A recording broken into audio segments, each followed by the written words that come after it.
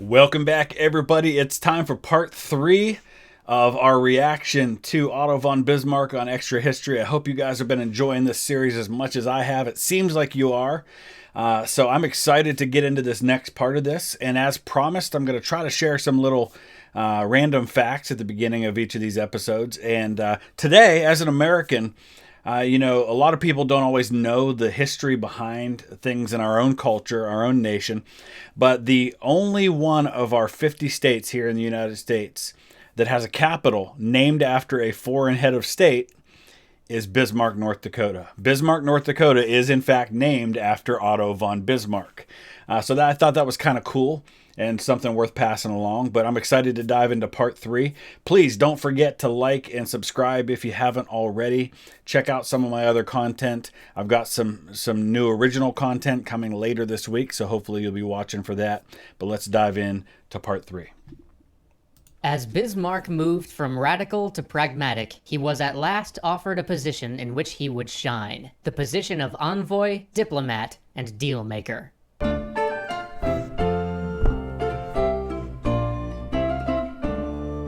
Bismarck's tutelage in the diplomatic craft was swift. As he wrote to his wife, "I am making rapid progress in the art of using many words to say nothing at all." So we've talked before about how he's kind of a pragmatist. He understands the landscape, he knows how to read the room, and he understands already diplomacy, the rapid progress in the art of using many words to say nothing at all. Sometimes that's what you have to do. He wrote this from Frankfurt. He had been assigned as the Prussian envoy to the Diet of the German Confederation, that being the body that was supposed to figure out how the whole mess of 39 German states were to work together. But working with the Austrians was the furthest thing from Bismarck's mind. He was there to assert that Prussia was Austria's equal, and he did this with aplomb by lighting a cigar. See, smoking in the assembly was a privilege granted only to Austrians, but when the Austrian representative sitting next to him took out a cigar and began to smoke, Bismarck cracked out one of his own and, saying nothing, lit up. Little things that are calculated like that just make you really appreciate the kind of man that Bismarck was, that even little things like that were things that he thought of, that he probably did in a calculated way to send a message.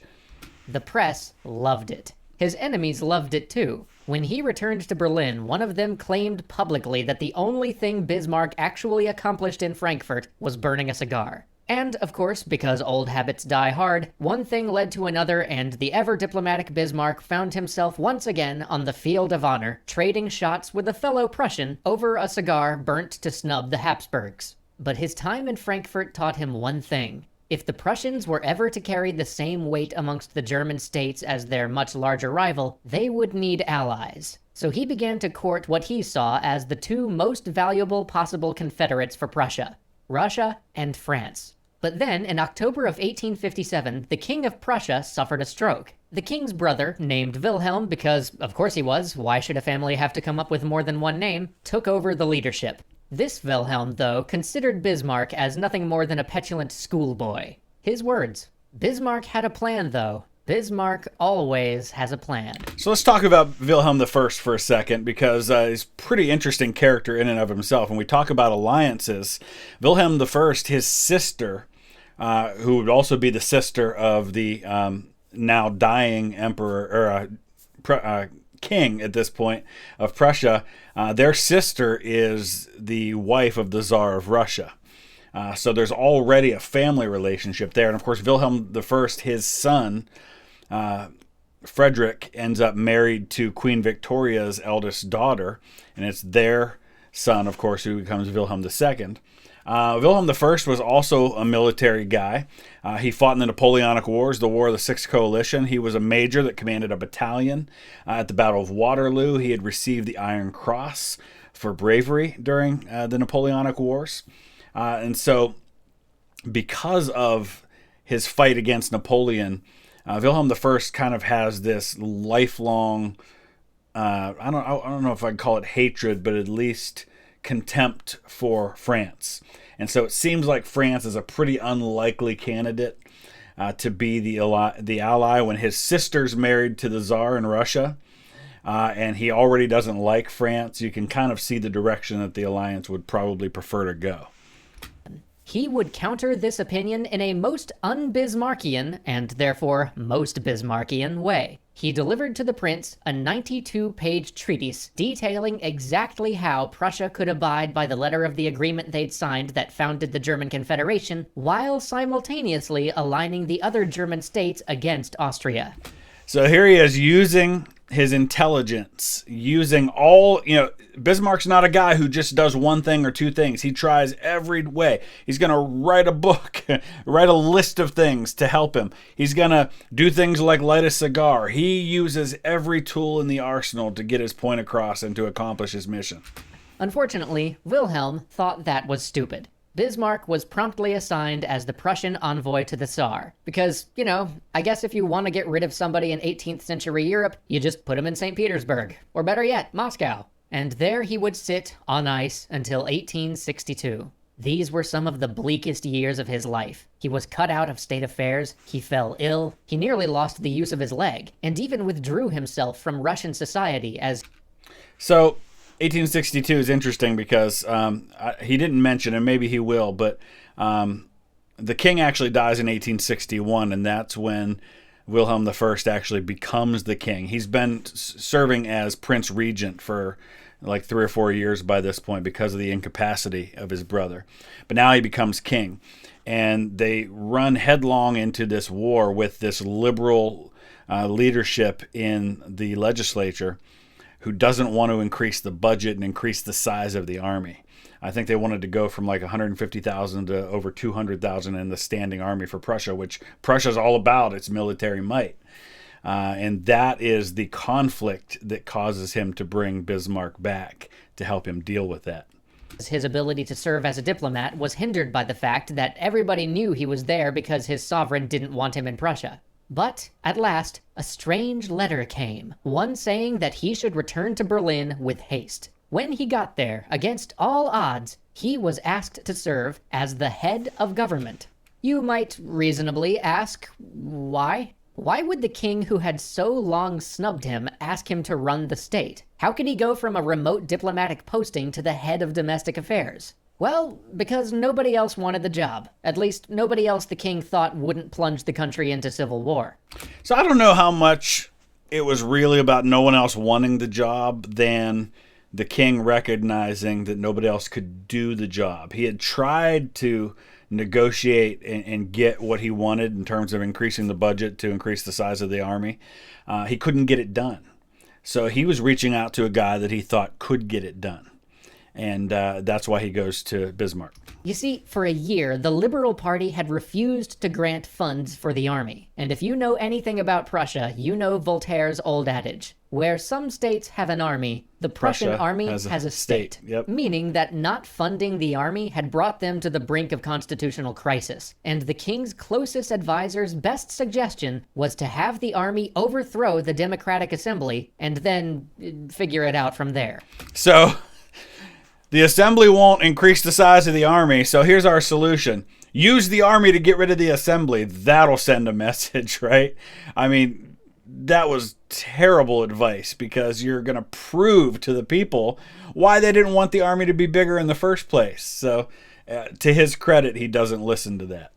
Which was basically 100% guaranteed to start a civil war. So the king figured, call in Bismarck, I guess. If he succeeds, fabulous. If he fails, then we'll just throw him under the anachronistic bus.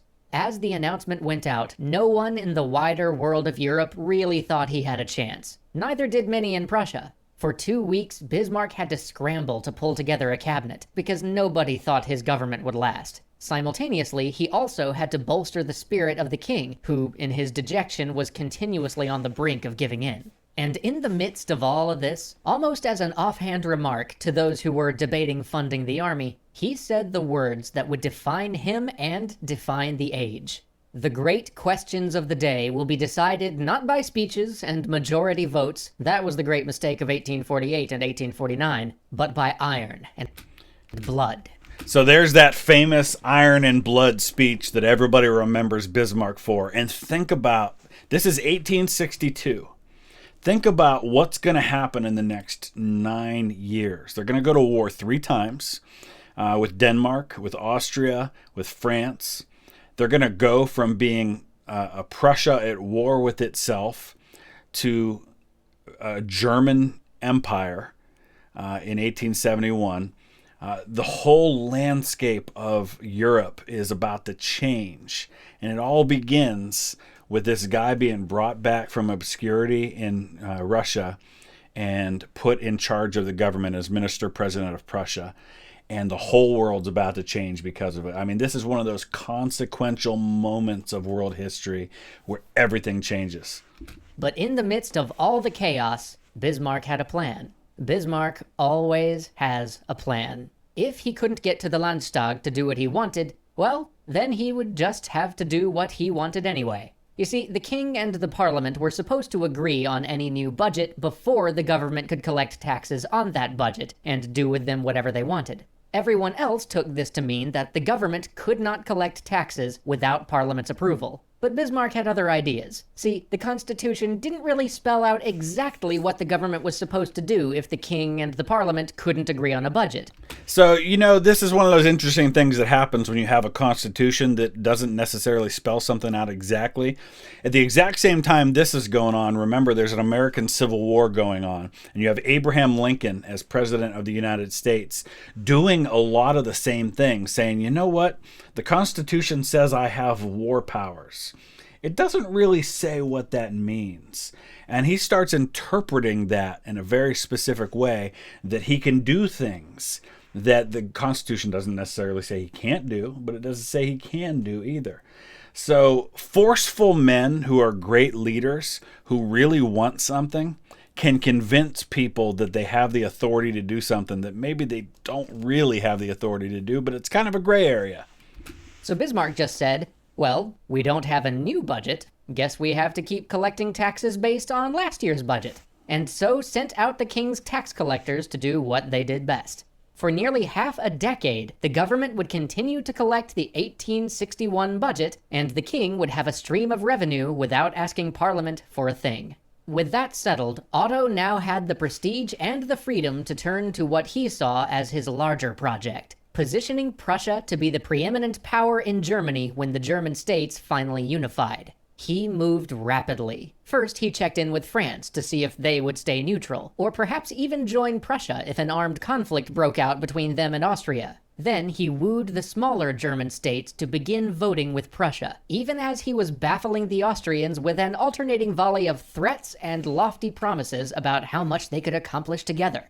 So again, there's real wisdom here. The first thing you do is you check with the other major powers on your borders and say, hey, are you cool if we deal with this? Are you going to stay out of it? Or are you going to feel like you have to get involved? And once you do that, then you start building up your own base. You start getting all the pieces in place so that if and when it comes to war, everything else has been thought of already. This is really just more examples of the genius of Bismarck. But even as he was holding his own in German affairs, his zeal abroad nearly cost him his ministry. A rebellion had broken out in Poland, and the Russians were eager to quell it, already sending in troops. Bismarck immediately dispatched Prussian divisions to the Polish border.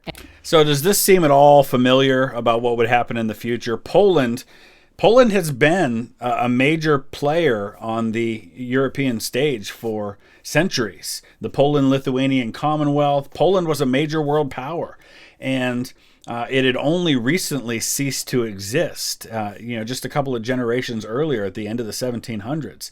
And so there it is. A lot of Poland, most of Poland is Prussian, but some of it is also Russian. In fact, if you look at immigration to the United States, people who were Polish by nature or by culture would often say that they were either from German Poland or they were from Russian Poland. They would still say Poland, but it depended on who owned that part of Poland. So Poland is that kind of flashpoint between Germany and Prussia, or Germany and Russia. At this point, Prussia and Russia, but later Germany.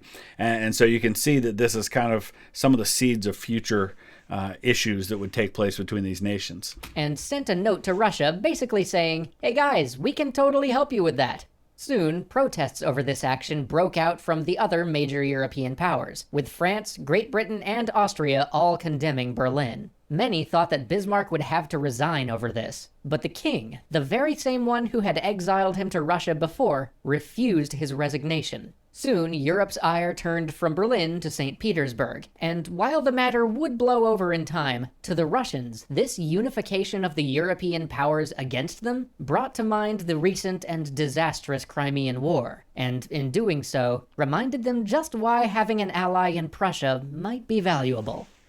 So again, wisdom from Bismarck. He kind of played this right with the Russians, kind of first making friends with them, but then also, I don't know how much it was in his control that this happened, but the Russians becoming the bad guy in this whole thing with Poland, to where now they're like, oh, we feel kind of alone. We need some friends. Hey, Bismarck, we cool? But just as this affair was being put behind him, his great project was again in jeopardy. The Emperor of Austria had invited the Prussian king to a congress of princes to discuss the matter of German unification. Bismarck at once saw that the Austrians had stacked the deck, and any vote at such a conference would go in their favor. But he also knew that he wouldn't be able to convince the king that an invitation from other princes was a trap. So kind of cool, too. This is Franz Joseph. This is the same Franz Joseph who is still the Emperor of Austria when World War I breaks out. And by that point, who's his big ally? Who's his protector, basically? It's the son of the grandson of Wilhelm I, Wilhelm II.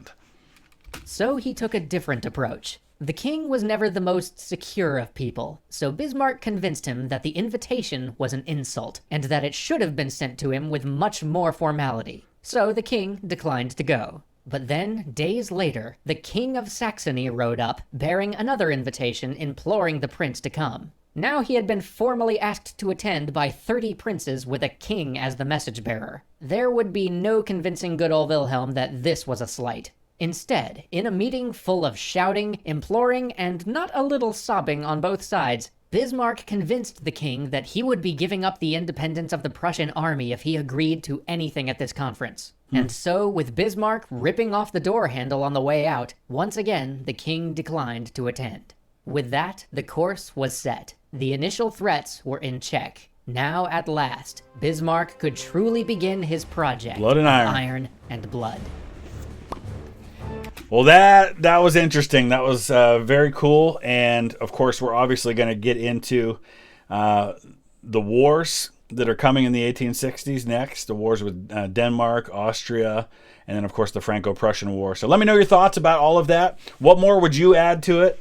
What did you pick up on, and what do you think of everything we just talked about? Use the comment section below. We'll be back tomorrow with part 4. Thanks for watching.